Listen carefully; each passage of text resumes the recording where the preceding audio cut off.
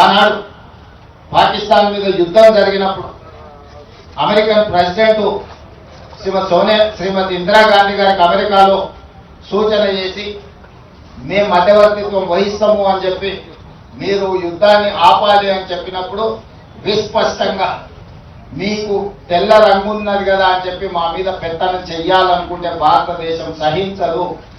మా దేశం యొక్క సమస్యను, మా భద్రతను మేమే కాపాడుకోగలుగుతాం, మా దేశాన్ని మేము రక్షించుకోగలుగుతాం, మాకెవ్వరి సూచనలు ఎవరి మధ్యవర్తిత్వం అవసరం లేదని విస్పష్టంగా ఆనాడు శ్రీమతి ఇందిరాగాంధీ గారు చెప్పడం జరిగింది.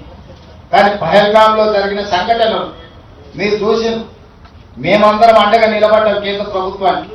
ప్రధానమంత్రి గారికి సంపూర్ణంగా మా నాయకుడు మల్లికార్జున ఖర్గే గారు, మా లోక్సభలో ప్రధాన ప్రతిపక్ష నాయకుడు రాహుల్ గాంధీ గారు, సోనియా గాంధీ గారు, భారతదేశం మొత్తం కాంగ్రెస్ పార్టీ శ్రేణులు కేంద్ర ప్రభుత్వానికి అండగా నిలబడి మన వీర జవానులను పాకిస్తాన్ మన మీద కాలు దువ్వుతే శాశ్వత గుణపాఠం చెప్పమని అండగా నిలబడ్డాం.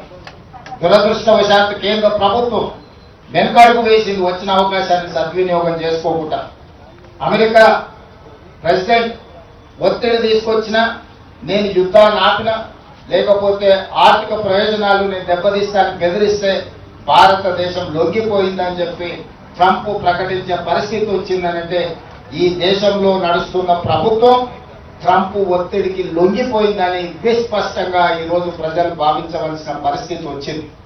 మీరు విజయం సాధిస్తే, మీరు పాకిస్తాన్ ఓడిస్తే, మీరు తీవ్రవాదాన్ని అణిచివేస్తే ప్రపంచమే మీకు గొప్పగా స్వాగతం పలికేది, అభినందించేది.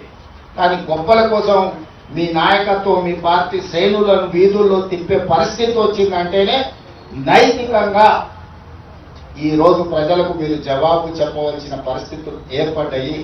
Subscribe us and press the bell icon for more interesting updates.